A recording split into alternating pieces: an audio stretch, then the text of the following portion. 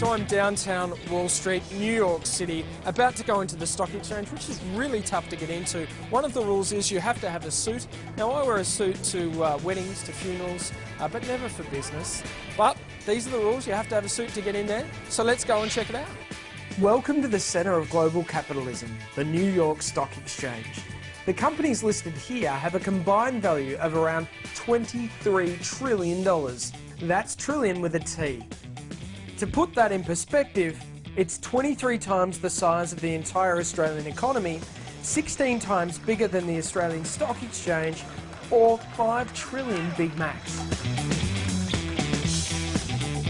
What happens here has implications right across the globe. And there's no one that knows this exchange better than CNBC's Bob Pisani. Bob's been reporting from these floors for nearly a decade, and now he's agreed to give us our very own tour. What's great about still being on the floor after all these years, and the reason I still stay down here, is while much of the trading is now electronic, everybody still comes down here to ring the bell. So what would it be worth to you to meet all your heroes? Yeah. I've been here since '96. I've met everyone who I ever wanted to meet. I've met Muhammad Ali and Arnold Schwarzenegger and kings and queens and rock stars, dirty, nasty rock stars and glamorous movie stars, and all the CEOs you'd ever want to meet have come here. So that's worth a lot. It's not just numbers and things. You get to spend a few minutes with all of your heroes. Is the reason that we've got the floor here because it's the face of capitalism? Yes, that I think is one of the primary reasons. The floor still has business, still does a substantial amount of business. It's about, what, 20% or something? Yeah, that's about right. There's about 5 or 6 billion shares that are done on the consolidated tape of the New York Stock Exchange. The NYSE floor will do $1.5 billion of that, sometimes as much as $2 billion. But you're right.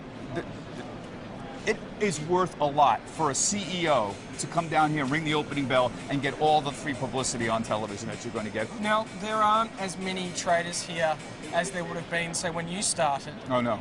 By a fraction. Yeah. Is there a danger that it will go the way of the Australian Stock Exchange and not have traders I here? think that debate was very much alive 5 years ago, that the floor may completely disappear. I think that is now highly unlikely. We're going to see now, we've seen the floor go down from probably 3,000, 3,500 people to perhaps 1,000 at this point.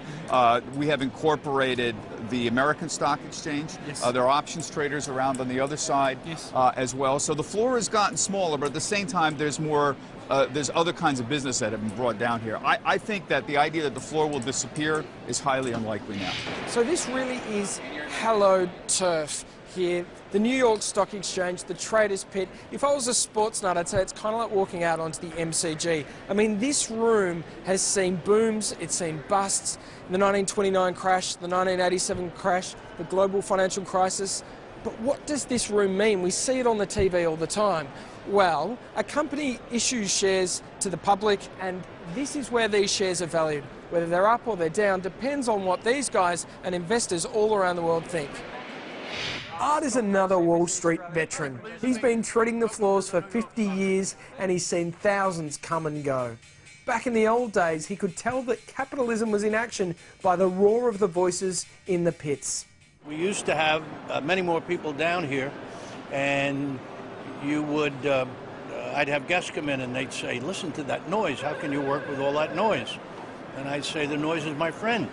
When I hear the noise go up, I know the activity's going up. And doing it as long as I have, I will tell you, in those days, you could tell by the pitch of the noise. Somehow when people are buying, I guess it's a more macho thing, and take them, and it would sound like a Russian chorus building up. And people are nervous and selling. The pitch tends to be, sold, sold. And so if it was a high-pitched roar coming at me, then I would be able to guess that they were probably selling. But back to my old mate Bob, he also knows the glory days of the exchange have faded, courtesy of the global financial crisis. The number of traders here have dwindled, along with the size of the bonuses they take home. There was a time back in the late 90s when some of these guys trading the biggest stocks were making a bunch of money, but that's largely gone at this point. Business on Wall Street is actually very tough right now. I know it's hard to believe, but remember, these guys are traders, not necessarily investors. So what they do is they make money trading stocks.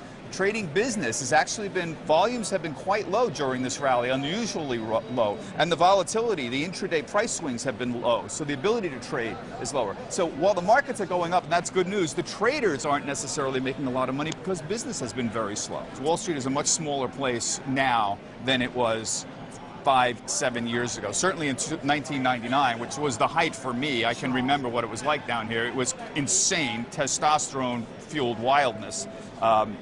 Wall Street is really a much, much smaller place. So, Barefooters, this is where the theatre of capitalism takes place. But behind the stage, billions of real dollars are traded here each and every day. Whether you like it or not, that has big implications for your financial future.